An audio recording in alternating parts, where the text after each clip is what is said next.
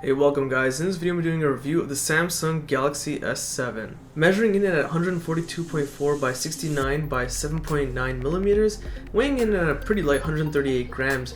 You know, for its size and its weight, it's actually really comfortable. In fact, for its size, I'm actually surprised at how light it is. It feels really nice in the hand. Visually, the Galaxy S7 looks pretty similar to the Galaxy Note 5 and Galaxy S6 released last year, but that's kind of a good thing.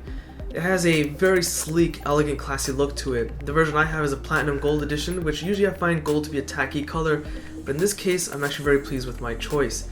However, the device is covered in Corning Gorilla Glass 4 on the front and back, which makes it extremely slippery. So if you ever want to make a phone call while holding it in your shoulder and you want both hands free, be careful as it will constantly slip. The edges themselves, however, are metal. Despite it being rather slippery on certain material, like say leaving it on your couch arm, be careful it doesn't slide off. The edges do have this nice curve at the back. It's a bit more predominant than the previous version, the Galaxy S6, which makes it slightly more comfortable to hold in the hand compared to the previous version. This device is rated as IP68 certified, so it means it's dust and water resistant up to 1.5 meters for 30 minutes. And notice that I'm dunking the water right into the micro USB slot, the headphones, jack, and of course a speaker, and there's no worry. Samsung, I don't know how they did it, but they basically made it all water resistant, so there's no concern, there's no annoying flap like there was with the Galaxy S5, for example. In regards to the ports, starting at the bottom, as I just previously mentioned, there's a headphone jack for 3.5mm fitting, a micro USB port, which is USB 2.0, the first microphone, and the single speaker. Shifting over to the left side, we have the volume rocker buttons. And shifting over to the top is where something interesting is actually happening here. We have the second microphone on the left side and the SIM card tray on the right side. Now, SIM card tray is special for a couple of reasons, and one of them actually depends on which version of the Galaxy S7 you have. So ejecting the SIM card tray, you'll notice on the bottom I have my SIM card, which is no big deal.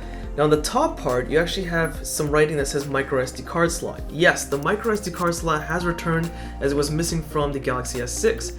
But in addition, if you have a certain version of the Galaxy S7 like I do, I have an international unlocked version from Asia, you actually have a second SIM card slot. So this is kind of dependent. You can either have two SIM cards or one SIM card and a micro SD card. This again depends on which version you have, but by default you should have a micro SD card slot available for additional storage options. And continuing on with what's available on the sides of the device, over on the right we have the single power button available. And switching gears onto the rear side of the device, we have a 12 megapixel camera. Yes, you heard me, the megapixel count has been reduced, but not so much at the cost of reducing quality for photo and video. Now, it shouldn't come as a surprise when it comes to photo and video quality. Samsung always delivers top-notch quality. Now, I do notice that, you know, in a grocery store, it's the best place to get a lot of color detail. It's not oversaturated as it was with the Galaxy S6. Colors are a bit more duller, but in a realistic way. I found that other Galaxy devices were kind of oversaturated, too much color pop at times, but I mean, they look great, but this is more realistic, and this is a good thing. So despite having a lower megapixel count, you're not really losing quality. However, the same cannot exactly be said in terms of a low lighting situation. There's a lot of noise, even for a smartphone. I'm actually surprised at Samsung about this, and I see that certain light sources are kind of over popping with color. And that kind of carries over to video especially. A lot of the parking lots are over bright. And you know, it's kind of expected from a cell phone. They don't have big sensors, so don't expect great quality in low lighting situation. But I am a little bit surprised at Samsung about this. So this time all audio and video is taken directly from the Galaxy S7 front-facing 5 megapixel camera. Now it should be given that the rear camera can record in 4K, but the front-facing camera records in 1440p, most likely due to match the screen resolution of the phone itself. And I'm actually holding the phone probably 1.5 feet away from my face right now, and I'm still able to get this nice wide area around me. It's a nice wide angle lens, so I'm actually really pleased about that in a front-facing camera. Switching to the front of this beauty of a device, we have the LED notification light, which is actually one of the brightest I've ever seen on a Samsung device, or Android device for that matter. The camera app that's built inside with stock TouchWiz retains some of the great functions built from Samsung and made them really popular and other people started to copy, yet it still actually retains a lot of controls available.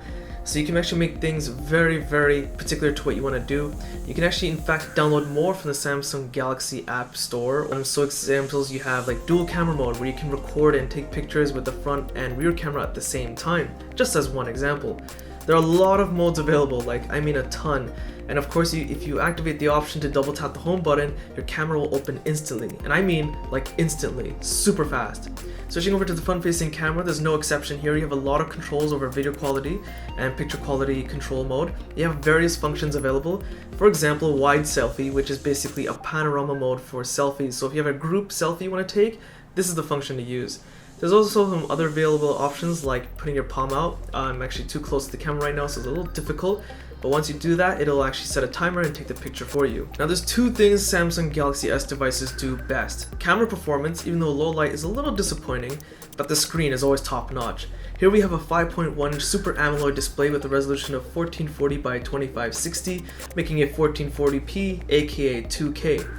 This is one of the sharpest and best screens you will ever get on a smartphone. It's absolutely stunning, colors look gorgeous, viewing angles are pretty decent. I mean, it's still a cell phone, so I don't know why you would need huge viewing angles, but the clarity is just out of this world. You could take 4K on a TV, but you have 2K packed in such a small screen. It's unbelievably stunning. You don't need 4K in a cell phone, and this is proof as to why. And since the device has an AMOLED display, you actually have the ability to leave an always on mode, which basically always displays a clock, your calendar, or a certain kind of funky design in the background. And it drains almost next to no battery in my testing. That's because all the pixels are off except for the ones that are currently displaying the time right now. While it's totally awesome that the device is dust and water resistant without having an annoying seals or flaps to open and close constantly, there is a sacrifice made here. The speaker quality is rather degraded. So here I'm playing a YouTube video from my channel on max volume, so let's take a listen. Features written that tiny little writing as I demonstrated on the base.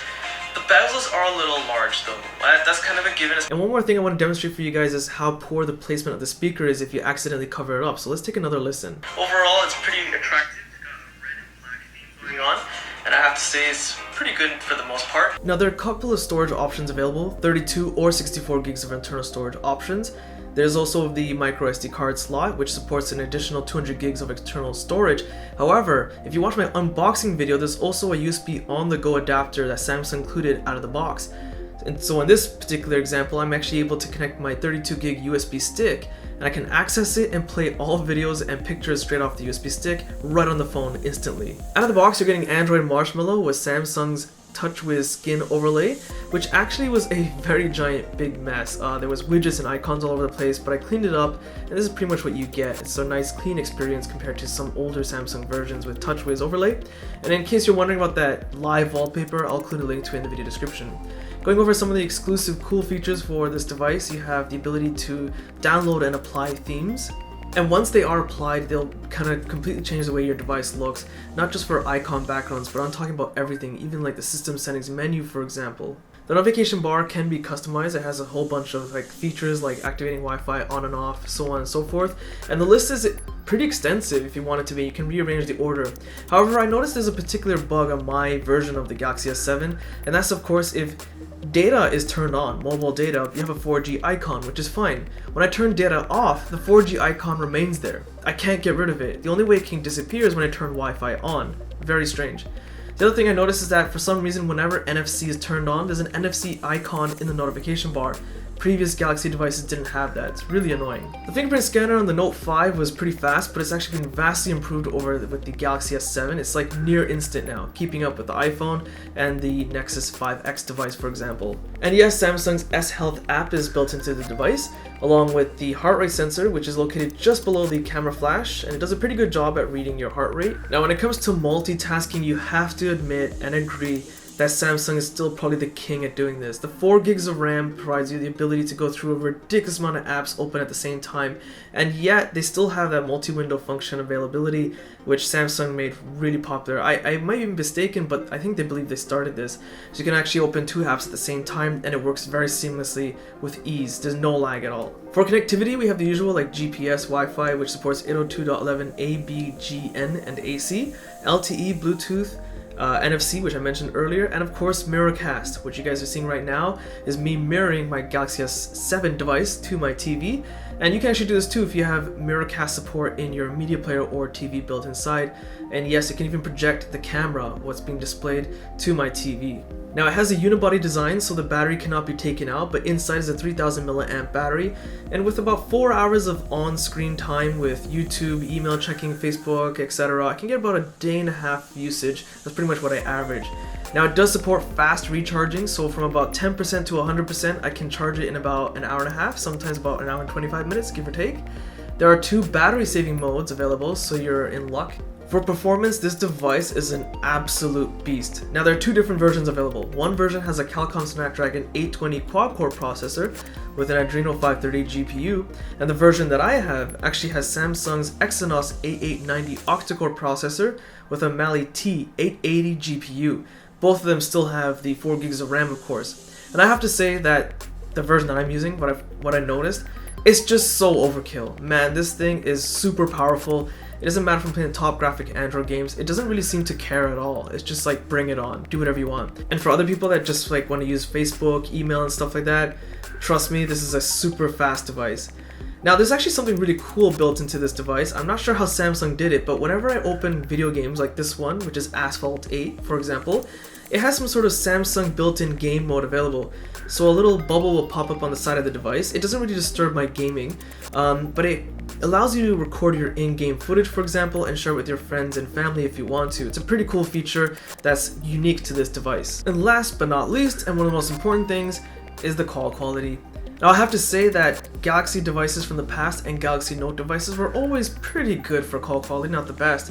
But this is actually the best one out of the Galaxy S series so far. Call quality is great. The person on the other end also sounds fantastic. So essentially, long story short, the Galaxy S7 has the best elements of the Galaxy S5, which is a micro SD card slot, dust and water resistance, and the best elements of the Galaxy S6 with its snappy performance, amazing fingerprint scanner, and of course the very sleek, nice appeal, the physical design of it, and combine it together to make the Galaxy S7. Probably the best multitasking phone I've ever used. It's just so snappy, and plus you have multi-window mode, and of course you have that wicked horsepower of a processor for a mobile device. Honestly, the Galaxy S7 is extremely overkill in terms of processing power for a smartphone. Now the question is, if you have the Galaxy S6, do you really need the Galaxy S7? The answer is probably no. Unless you need that micro SD card slot and that dust and water resistance, probably not. I think it'll be fine just without it. Definitely worth checking out. One of the best smartphones I've ever used. And that's pretty much it. So if you guys found this video useful, be sure to check my Facebook, Google+, Instagram, and Twitter link in the video description. Hit that like button, it does help. Subscribe, and thanks for watching.